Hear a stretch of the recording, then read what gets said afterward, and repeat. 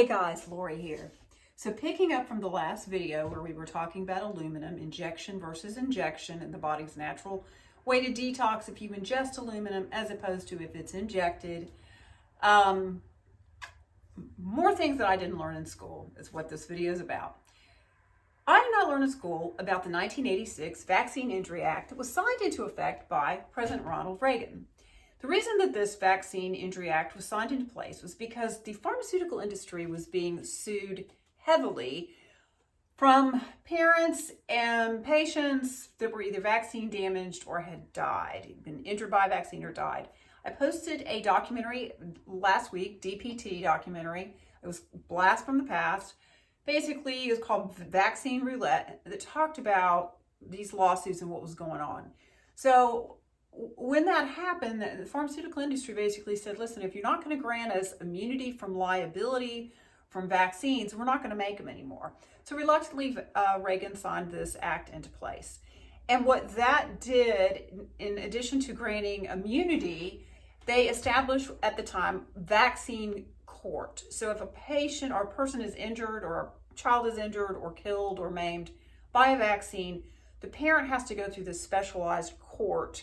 And then the court basically has to make a decision. And if they make a decision in favor of the person who was injured, the maximum payout is $250,000. The interesting thing, the court has paid out to date over $4.2 billion. So how is that funded? The vaccine court is funded by an excise tax that is attached to every vaccine that you or your insurance company pays when you get a vaccine, and that 75 cents goes into the court, and that's where they fund the payouts.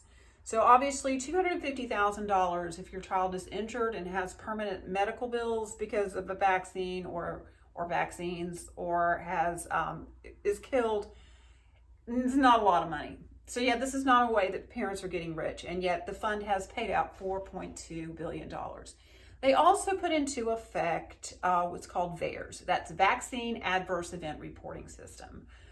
So it's a voluntary system. Any person can report. Healthcare professionals are supposed to report. If you read the literature, and this is on a package insert too, we are supposed to report any injuries, and according to the CDC, that occur. However, so many healthcare professionals have not even read package inserts. They're, all they listen to is the safe and effective mantra that the CDC uses, and they're not even familiar with what some vaccine injuries could be, which is really problematic because the patient's blood is on our hands. So it's important for us to know what could possibly go wrong and what the risks truly are. In addition to VAERS, the Vaccine Adverse Event Reporting System, VAERS was found by a Harvard study a few years back to be extremely, extremely underreported. It's estimated that between 1 and 10% of injuries and deaths from vaccines is actually reported. Harvard was granted $1 million by the CDC to come up to look at the tracking system. And Harvard actually came up with a way to effectively track vaccine injury, damage, and death. And they proposed it to the CDC, and CDC, they never heard back from them. I think that's kind of big. But anyway, so last year there were over 53,000, and you can actually go to the VAERS and look this up.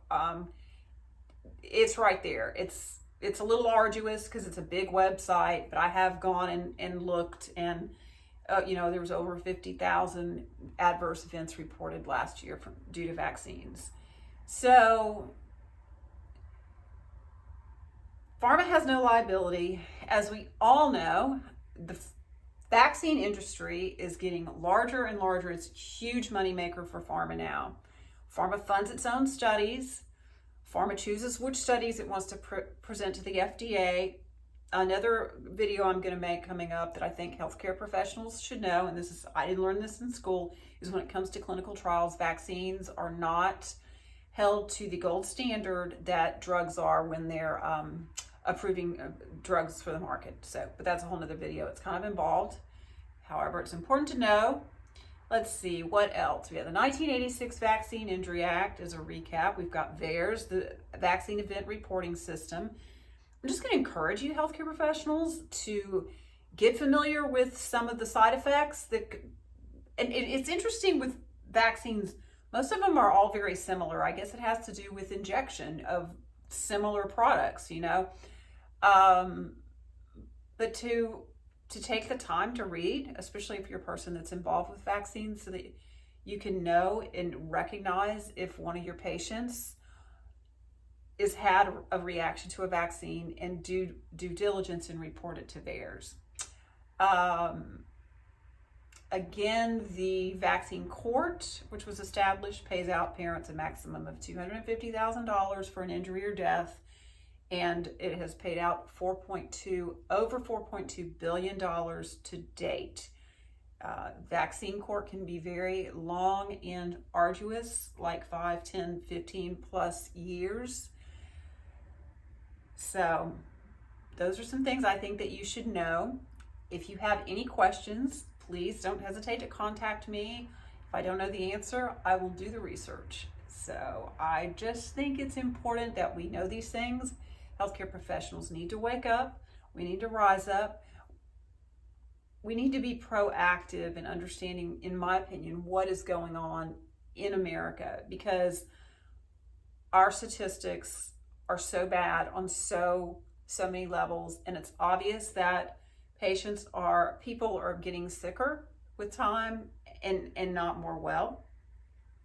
Another thing I need to add is the fact that after the Vaccine Injury Act was signed into place and pharma no longer had liability, that's when, if you look at the increase in the vaccine schedule, it started going up steady from the late 1980s to the early 1990s, and has continued to rise. They just continue to add vaccines to the childhood schedule. Oh, and I might just throw in the fact that all of those vaccines have never been tested together. So it's another chapter.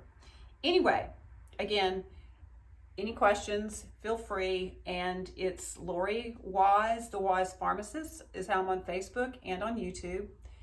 Or you can contact me through LinkedIn. Anyway, thanks for listening. Talk soon.